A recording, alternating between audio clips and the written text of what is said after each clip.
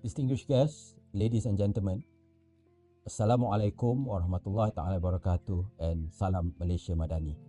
It is my pleasure to speak as we conclude the Climate Finance Summit 2024, and I believe that this event has brought to you many interesting discourse on climate finance. I extend my gratitude to the Perdana Fellows Alumni Association for organizing this pivotal summit. The central theme of this summit, Mobilizing Capital for a Just Transition, highlights the pressing necessity for innovative financial strategies to address the complex challenges brought about by climate change. This focus is not only crucial but also provides a distinctive chance to stimulate long-term economic prosperity, promote social equity, and enhance investor confidence. By driving capital towards sustainable initiatives, we can ensure that our transition to a low-carbon economy is inclusive and equitable, benefiting all segments of society. At the global level, the discussions around new, more ambitious, collective, quantified targets for climate finance will be a central focus at COP29 in Baku this year. We must move beyond the long-standing $100 billion goal, which has fallen short, and establish new, transformative finance targets that reflects the true scale of the climate challenge. However, the success of these global climate finance initiatives will hinge on their alignment and integration with national-level efforts around the world. Gathered here at Sasana Kijang, we are acutely aware of the urgency and importance of our mission. The unprecedented challenges posed by climate change remind us that the stakes are incredibly high. The well-being of our environment, the health of our economies, and the future of generations to come hinge on the decisions and actions we undertake today. As we confront these challenges, it is vital to leverage innovative financial mechanisms, foster robust public-private partnerships, and ensure that our policies are aligned with the latest scientific insights and global best practices. The need for substantial climate finance is more critical than ever.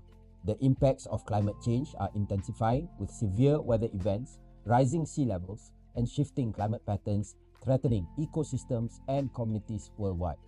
To effectively address these challenges, we must significantly scale up our financial commitments. Mobilizing trillions of dollars in climate finance annually is essential to support both mitigation and adaptation efforts. This funding is crucial not only for reducing emissions and transitioning to renewable energy sources, but also for building resilience in vulnerable regions, protecting biodiversity, and ensuring food and water security. Effective climate finance can drive technological innovation, create jobs, and foster sustainable economic growth. It can help bridge the gap between the current efforts and the ambitious targets set under international agreements such as the Paris Agreement. By aligning financial flows with climate goals, we can accelerate the transition towards a sustainable and resilient global economy. This requires concerted efforts from governments, financial institutions, and private investors to develop and implement robust financing mechanisms that can attract and deploy capital at the scale needed. Ladies and gentlemen, Malaysia has set ambitious targets to mitigate and adapt to climate change, aligning with the global goal of limiting temperature rise to 1.5 degrees Celsius as outlined in the Paris Agreement. Our NDCs have been updated in 2021 to reduce economic-wide GHG emissions intensity of GDP by 45% by 2030 compared to 2005 levels. The Ministry has recently concluded the development of a comprehensive NDC roadmap and long-term low emissions development strategies, LTLEDs. These national-level documents have been crafted to chart a clear path towards achieving our NDC target and net zero aspiration by 2050.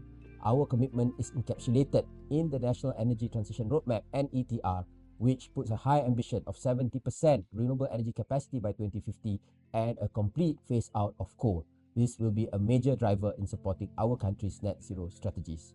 One of the significant hurdles we face is the middle income trap, which poses economic challenges that can impede our climate initiatives. However, we are navigating by integrating sustainable practices into our economic framework.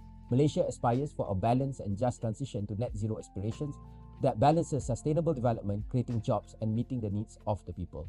We draw inspiration from global leaders in climate finance, particularly those who have successfully issued green bonds and implemented innovative financing mechanisms. With countries around the world stepping up their efforts to reduce carbon emissions, the market for green bonds is booming. Malaysia has similarly pioneered initiatives such as the Sustainable and Responsible Investment Taxonomy and the Climate Change and Principle-Based Taxonomy, encouraging financial institutions to align with sustainable practices. The deployment and mobilization of green finance is pivotal The establishment of the 2 billion ringgit National Energy Transition Facility is a significant step to help the unviable projects become more economically and technically feasible. This kind of targeted financial support can be a game changer in facilitating the transition.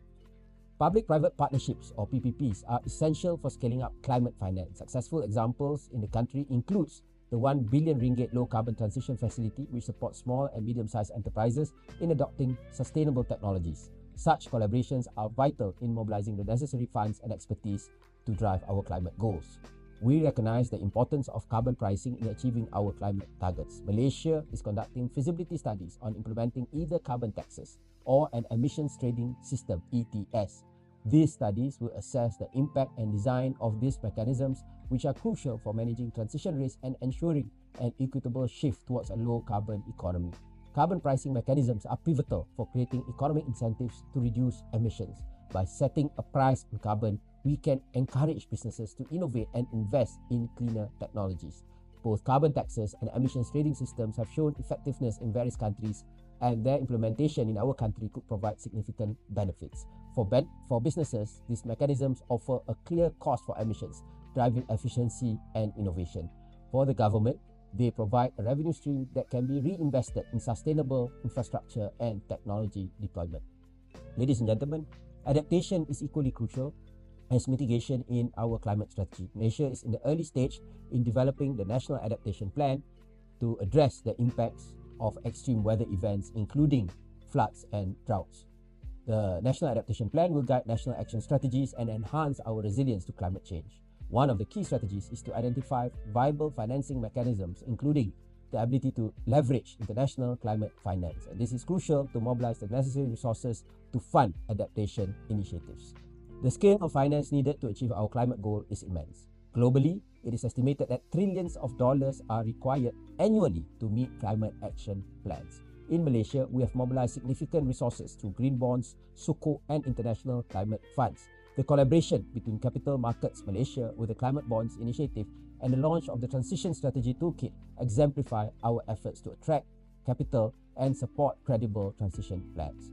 2024 is a critical year for climate action. We must increase our investments in climate-related projects by a factor of 5 to stay on track. This requires pragmatic approaches, leveraging proven technologies and scaling renewable energy capacities. It also necessitates unprecedented collaborations across all sectors to ensure that financial flows support a cleaner, more resilient future. The government has already adjusted the market signals through subsidy retargeting for electricity tariffs, as well as diesel subsidies for us to progress in this measure. In conclusion, Malaysia is steadfast in our commitment to climate action. Our policies, investments, and collaborations are geared towards creating a sustainable and resilient economy. I urge all stakeholders here today to continue to work together, to share knowledge, and to mobilize resources. Together, we can achieve the transformational change needed to secure a better future for generations to come. Thank you.